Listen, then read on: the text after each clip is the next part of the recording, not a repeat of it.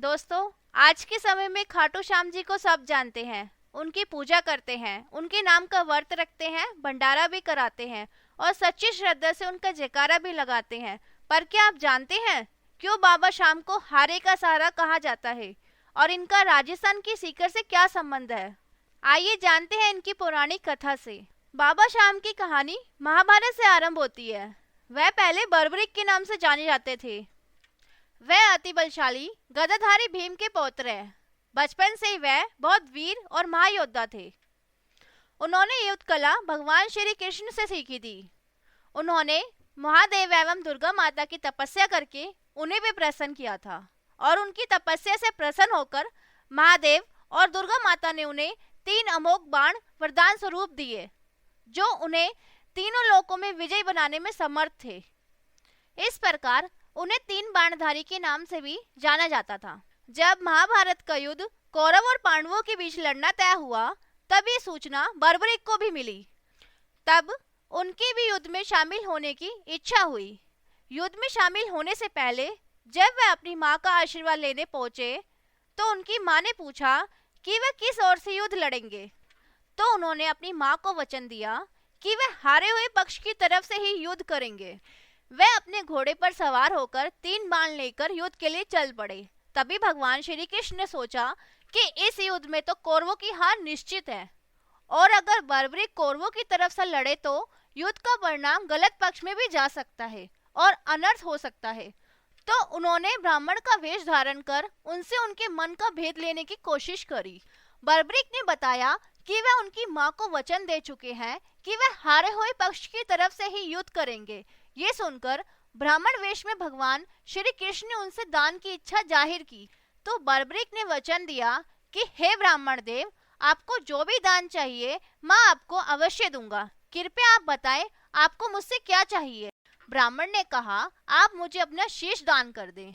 ये सुनकर वीर बर्बरिक क्षण भर के लिए अचंभित हुए, परंतु अपने वचन से अडिग नहीं हो सकते थे। तब बर्बरिक ने सोचा कि कोई भी साधारण ब्राह्मण उनका शीश क्यों मांगेगा, ये कोई साधारण ब्राह्मण नहीं हो सकते। तो उन्होंने कहा कि हे ब्राह्मण देव, मैं आपको अपना शीश देने को तैयार हूँ, किंतु मुझे आप कोई साधारण ब्राह्मण नहीं लग रहे। कृपया कर आप अपने वास्तविक रूप में आने की कृपा करें। ये सुनकर भगवान श्री कृष्ण अपने वास्तविक रूप में आ जाते हैं। भगवान श्री कृष्ण को देखकर बर्बरिक श्री कृष्ण जी को प्रणाम करते हैं और कहते हैं, हे प्रभु, मैं आपको शीश तो दे देता हूँ, परंतु मैं ये युद्ध देखना चाहता हूँ। मेरी ये प्रार्थना स्वीकार करो। तब भगवान श्री कृष्ण ने उनकी प्रार्थना को स्वीकार करते हुए उनके शीश को समीप की एक पहाड़ी पर सुशोभित कर दिया। वह दिन फाल्गुन मास की द्वादशी थी। इसके पश्चात वह शीश के दाने भी कहलाए जाने लगे। महाभारत का युद्ध समाप्त होने के पश्चात पांडवों में ही आपसी विवाद होने लगा कि युद्ध में विजय का श्रेय किसको जाता है। सभी ने भगवान श्री कृष्ण से पूछा, हे प्रभु, आप ही बताएं विजय का श्रेय किसको जाता है। तब भगवान श्री कृष्ण ने कहा कि बर्बरिक का शीश संपूर्ण युद्ध का साक्षी है, इसलिए उससे बेहतर निर्णायक भला कौन हो सकता है। ये सुनकर सभी पहाड़ी की तरफ चल पड़ते हैं। वहां पहुंचकर बर्बरिक के शीश से पूछते हैं, इस युद्ध में विजय का श्रेय किसको जाता है। बर्बरिक के शीश ने उत्तर दिया, विजय का श्रेय पूरा श्री कृष्ण जी को जाता है, क्योंकि उनकी युद्ध नीति के कारण ही युद्ध में विजय प्राप्त हुई है। तब भगवान श्री कृष्ण ने कहा कि इस युद्ध में विजय का श्रेय बर्बरिक को भी जाता है, क्योंकि अगर वे कौरवों की तरफ से युद्ध लड़ते तो इस युद्ध का परिणाम संपूर्ण ब्रह्मांड का अंत भी हो सकता था।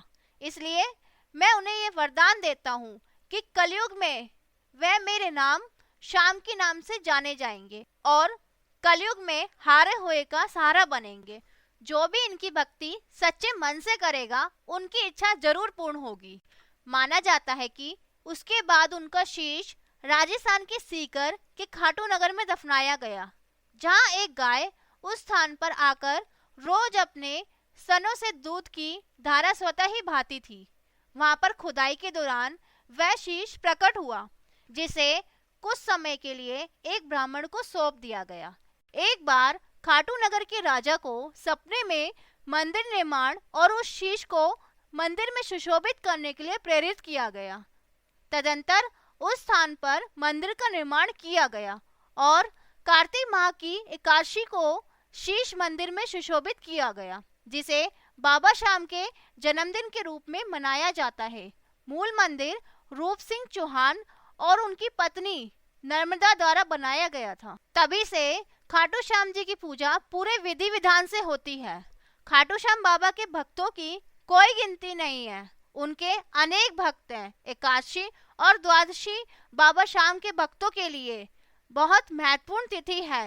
इस दिन बाबा श्याम के भक्त उपवास करते हैं और खाटू श्याम जी की विशेष पूजा करते हैं। बताया जाता है कि श्री खाटू श्याम बाबा को चढ़ाए जाने वाला सबसे मुख्य प्रसाद कच्चा दूध है। ये बाबा को चढ़ाए जाने वाला पहला प्रसाद था, अतः ये बाबा को सबसे प्रिय है। एक गांव में रमा नाम की एक औरत रहती थी। उसकी कोई संतान नहीं थी। कई सालों तक वह दुखी रही। एक दिन उसने एकादशी के दिन खाटू श्याम बाबा के नाम का व्रत रखा। उसने उस दिन दीपक जलाया और दीपक के नीचे थोड़े से चावल रख दिए। रोली मोली चावल और नारियल से सच्ची श्रद्धा से खाटू श्याम बाबा की पूजा की और खीर बनाकर उनको भोग लगाया। उसके बाद ब्राह्मण को भोजन भी करवाया। कुछ समय बाद उसकी झोली भर गई। तब से ऐसी मान्यता है कि जो भी भक्त बाबा श्याम की सच्चे मन से पूजा करता है वह उसकी मनोकामना अवश्य पूर्ण करते हैं। तो दोस्तों, हम दुआ करते हैं आपका जीवन सुख में रहे और कोई दुखी है तो हारे के सहारे श्याम बाबा उसकी परेशानी दूर करे।